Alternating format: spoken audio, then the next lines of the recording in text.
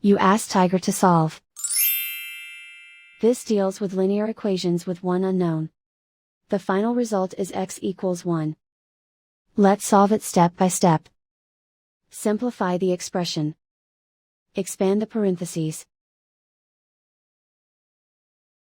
Simplify the arithmetic. Multiply the coefficients.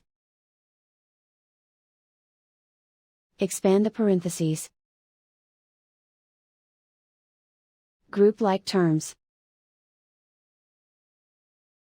Simplify the arithmetic. Group all x terms on the left side of the equation. Add 9x to both sides. Group like terms. Simplify the arithmetic. Group like terms. Simplify the arithmetic. Group all constants on the right side of the equation. Add 8 to both sides. Simplify the arithmetic.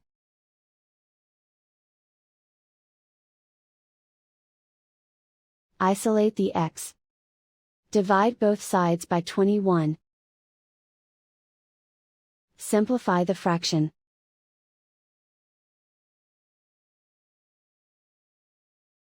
And so the final result is x equals 1.